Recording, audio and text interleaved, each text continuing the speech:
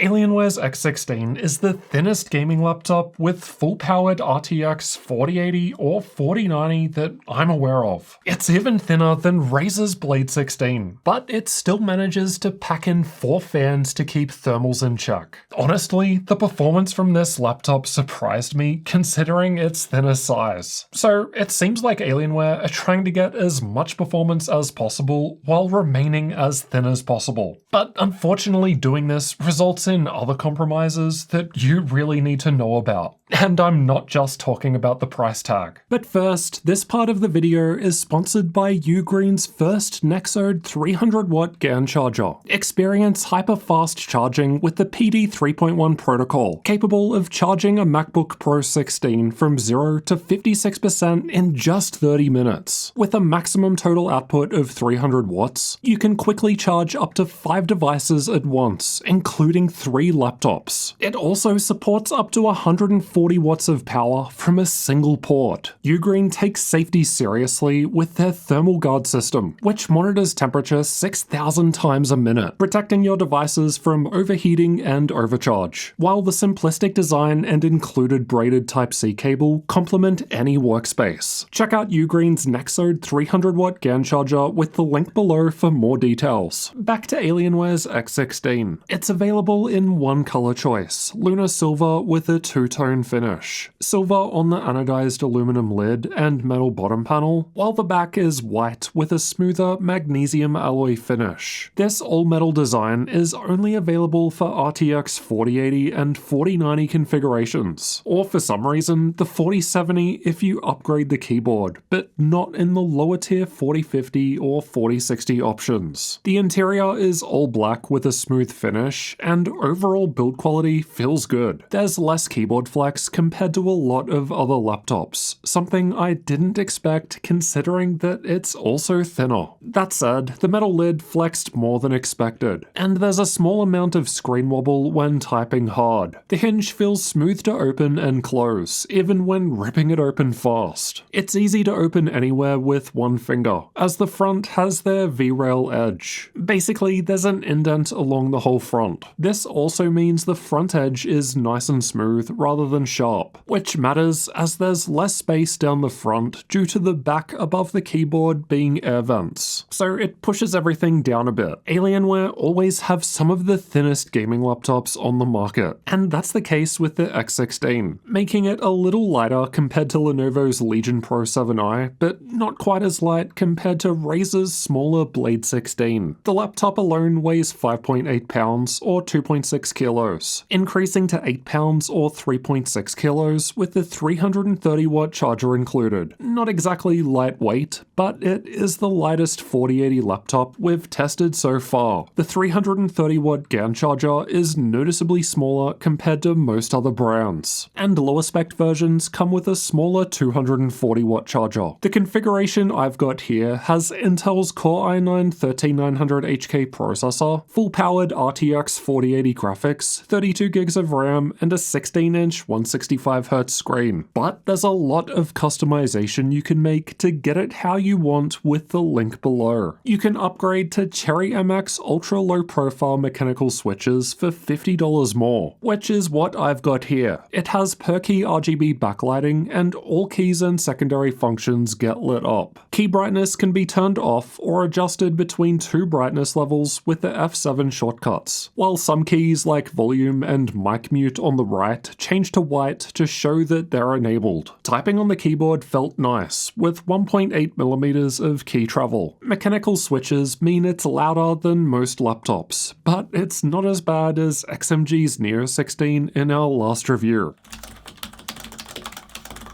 The smaller top row keys don't seem to be mechanical, but all the rest do. The power button lighting is separate and changes depending on the charge status or battery power remaining. The power button is close to delete and backspace, and by default, an accidental press puts the laptop to sleep. You can change that in the Windows power settings. Then it takes a few seconds of holding it down before Windows asks what you want to do, which would have been a better default in my opinion. It turns on when you open the lid by default. So if you press the power button after opening the lid out of habit like I do, that turns it off. But you can disable this feature through the BIOS. The Alienware logo on the lid can also be customized with different colors and effects. And the same goes for the RGB ring on the back. It has 100 micro LEDs and looks kind of cool, but it can get so bright that we found it hard to actually see the ports on the back and had to lower the brightness. You don't get to see it when using the laptop either, so it seems like it's only for flexing on people going by. There's even RGB lighting in the glass touchpad, at least in the RTX 4060 or higher configs. It doesn't really add anything apart from a unique look. It feels super smooth and nice to use, and is 15% larger than the X15. Touchpad lighting turns off after 10 seconds, and I couldn't find a way to extend this. There aren't any ports on the left or right. It's all air exhaust vents, while the L shapes are for the Wi-Fi antennas. All the ports are on the back, with a nice selection available. This design helps keep cables out of the way, but it could have been improved with some rear light-up port icons on the back, like Lenovo's Legion 7 has, because we have this space that would have been perfect for it. At least the RGB ring isn't sharp to hold like last year's X17. The website even specifically notes that it features soft edges. Definitely a welcome improvement. Both Type-C ports on the back can be used to charge the laptop with up to 100 watts. And they both also offer DisplayPort 1.4, so you can connect a screen to either.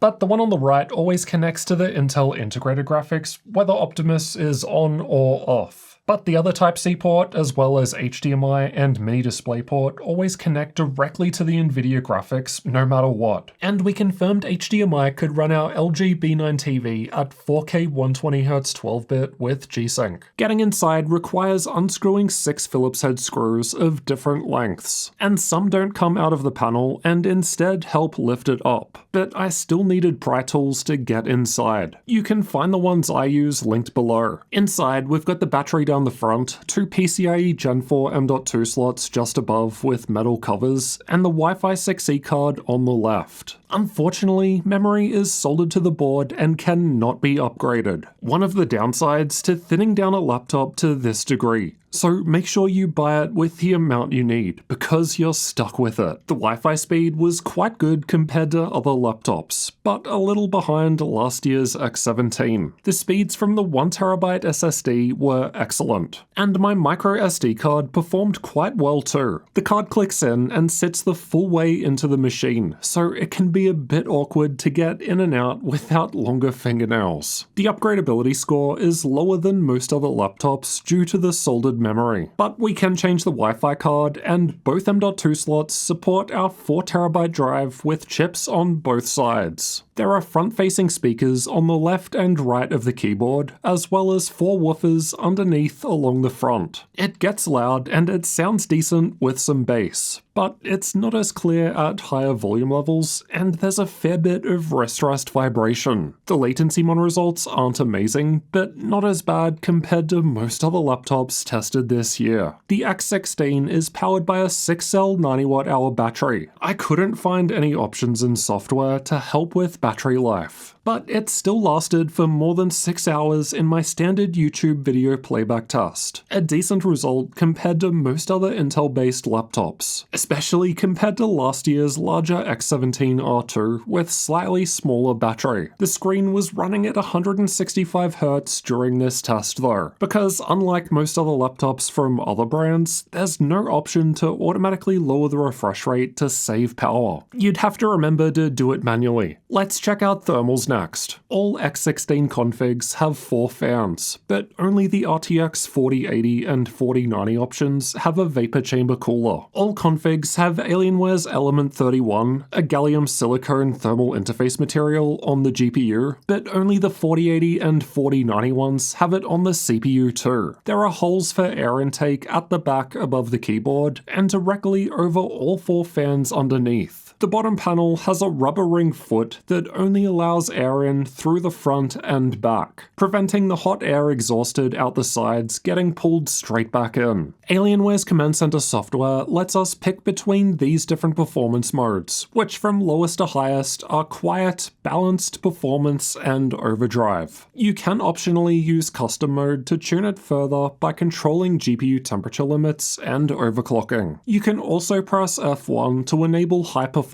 mode. For some reason, this is separate to the modes available through software and can only be turned on or off with this keyboard shortcut, despite the fact that it tells you it's on in software. It sets the fans to max speed, just like overdrive mode, but with a higher GPU overclock than overdrive mode. Just quickly, while we're talking about the software, when we first got this laptop, it took 1, sometimes even 2 minutes to open the Command Center software after rebooting. And this is something that I've experienced countless times on previous Dell and Alienware products. I thought it would be different with the new version 6.0 of the Control Center software, but at first that didn't seem to be the case. Taking more than 30 seconds to open up is just unacceptable in my opinion. And eventually, it just completely stopped opening at all. In the end, we uninstalled it and reinstalled it, and ever since then it's been way better, taking a little over 20 seconds after a fresh boot before we can adjust the performance modes. Still not anywhere near as fast compared to some others, like Asus's Armory Crate, but it's way better than what it was when we first started using it. So I hope the current experience that we have right now is what everyone else is going to experience if everything's fully up to date. The internal temperatures were cool at idle. The rest of the results are from combined CPU and GPU stress tests, which aim to represent a worst-case full-load scenario. High performance mode ran cooler than performance mode, as it sets the fans to max speed. Overdrive mode also maxes the fans, but it ran warmer. Closing the lid resulted in both the CPU and GPU hitting thermal throttling, so it seems the vents above the keyboard need to be unblocked for best results. The cooling pad I test with, linked below the video, was able to drop temps by about 6 degrees Celsius. These are the clock speeds during the same tests. Overdrive mode was reaching much higher clock speeds on both the CPU and GPU compared to high performance mode, which explains the warmer but still relatively good temps in overdrive mode. Closing the lid lowers the GPU clock speed as it creates thermal throttling, while the cooling pad offers the lowest temps and best performance. The RTX 4080 can run up to 175 watts with NVIDIA's dynamic boost, but with the CPU also loaded up, it maxed out at around 165 watts. This confirms the 4080 is running at full power, an excellent result considering how thin Alienware have made this laptop. That said, the trade-off is the CPU gets limited to 45 watts, which is probably why they didn't use HX CPUs here, as that's just not enough power to spread out over way more cores. It's no surprise after seeing those stress test results that the highest overdrive mode performed the best with an actual game running, which is why we did all game testing in this mode. More on that later. The CPU can use way more than just 45 watts of power if the GPU is idle, like in Cinebench, where thermals became the limit with some fairly high power levels being reached. The X16 now has the best multi-core performance score out of any 14-core laptop tested so far, an impressive result considering its thinness. It's basically matching last year's Legion 7i, but that has 2 extra P cores and is thicker. This is a 21% higher score compared to last year's larger X17 R2. Great stuff considering the size. Performance lowers if we unplug the charger and instead run purely off of battery power. It's not quite the best 14-core result now, but it's not too far behind in 3rd place, behind Lenovo's Slim 7i and Asus's Zephyrus M16. It's very close to the thicker Legion Pro 5i just above it, with 10 more CPU cores, but at the same time, it's only slightly ahead of a Ryzen laptop with just 8 cores, as AMD tends to be more power efficient. Most Most laptops I test are in the low 30 degrees Celsius range on the keyboard at idle, and the X16 was right in line with this. It's warmer with the stress test running. The keyboard isn't uncomfortable, but the side speakers over the air exhausts are hot. The higher balanced mode isn't much different, and you can see the differences between performance mode set through the software and high performance mode with the F1 shortcut and maxed out fans here. The highest overdrive mode wasn't much different, and like the previous modes, the keyboard was warm but not hot. The sides and back will burn you, but realistically, you don't need to touch there. Let's listen to how loud the 4 fans get.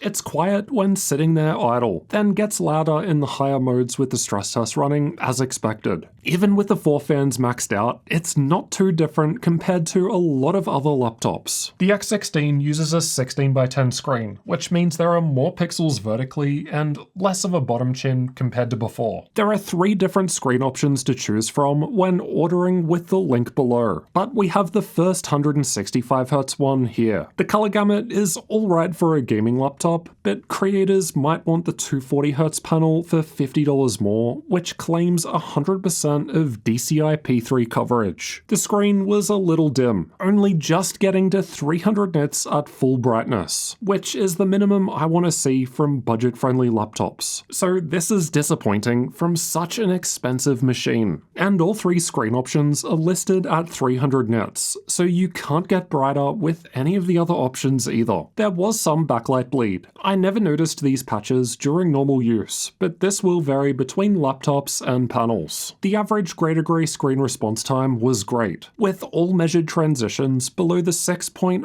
milliseconds needed to occur within the 165Hz refresh window. There was some overshoot and undershoot, indicating a panel overdrive mode enabled, but there's nowhere in software to change it. It's decent compared to other 165Hz laptops with the same resolution, but not quite as fast compared to most of the 240Hz panels out there today, as you'd probably expect. The total system latency is the amount of time between a mouse click and when a gunshot fire appears on the screen in CSGO. It's a bit slower compared to the same selection of laptops, but not by much. And realistically, you'd need to be an esports pro to notice the difference anyway. The X16 has a classic mux switch, but it's only available through the BIOS rather than software. You don't have to use this though, because it also has advanced Optimus through the NVIDIA control panel, and G-Sync is available when Optimus is disabled. There's a 1080p camera above the screen with IR for Windows Hello Face Unlock. Here's how the camera and microphones look and sound, and this is what it sounds like while typing on the mechanical keyboard.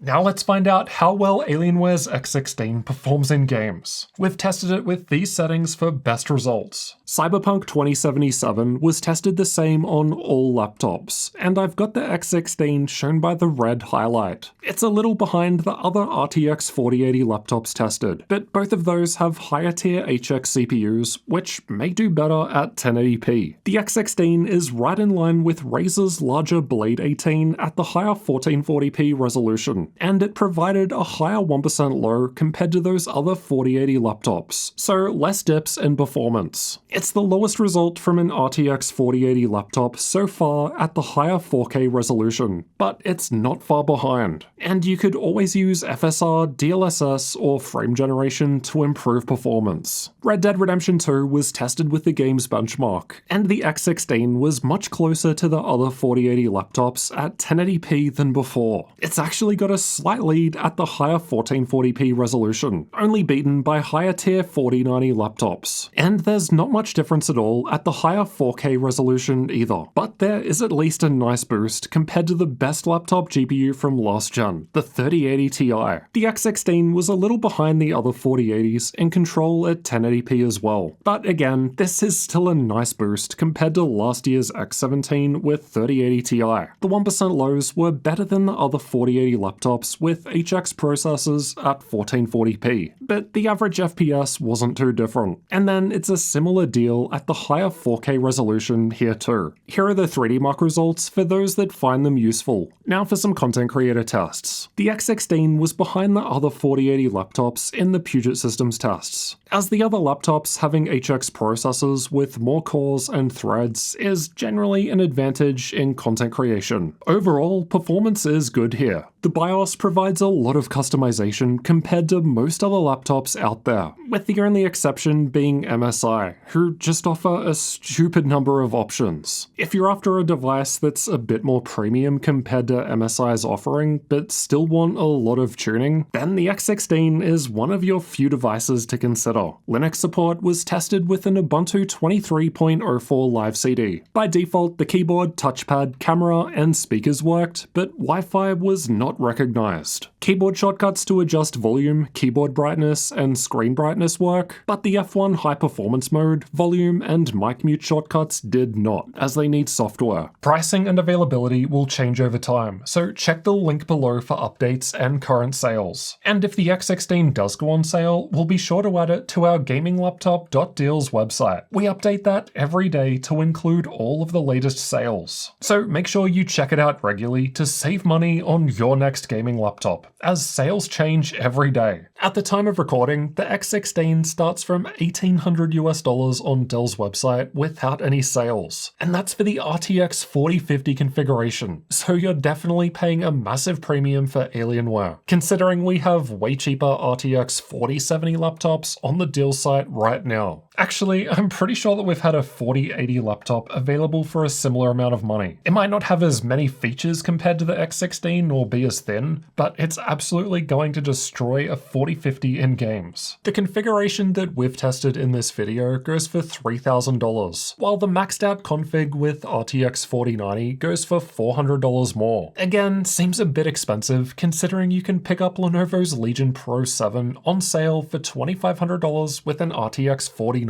But then again, this deal will probably be gone by the time this video goes live. So again, you're just going to have to check out the link below for current sales. Thinner, powerful laptops like this just cost more money. That's the way tech works. Personally, I don't really see the point in making laptops this thin. If the width and depth end up being pretty much the same as the competition, then it's still going to have pretty much the same footprint when you put it into a bag. I don't know, I'm just perfectly happy with slightly thicker laptops that offer more performance. Now, that said, the X16 does actually offer excellent performance considering its size. The main problem that I have with thinness is when it starts to hurt other areas, like upgradability. Having all the memory soldered to the motherboard with no option for 64 gigs kinda sucks. And the other thing I didn't like was that all three screen options just seem to top out at 300 nits, which I think is just too low from a premium product. We kind of got off on the wrong foot with Alienware's new version of Command Center software, but after a reinstall, it seems to be much better and working fine. So hopefully people buying this laptop don't have the same problems that we did out of the box, because the Command Center software sucked before we reinstalled it. Seriously, after booting the laptop, I timed it taking more than 2 minutes to fully open. That's just completely unacceptable. But now after the reinstall, it's down to about 20 seconds. There's plenty of RGB customization and BIOS customization if you're a tuner. Otherwise, the premium materials feel nice, but expect to pay a premium price to get all this in a thinner device. So if you're spending this much money on Alienware with a 4080, is it worth spending $400 more to get the 4090? Check out this video next, where I've compared both GPUs in 25 games at 3 different resolutions. When you're spending this much money on a gaming laptop, a few minutes extra research are well worth it for something you're going to use for years, so I'll see you in that one next.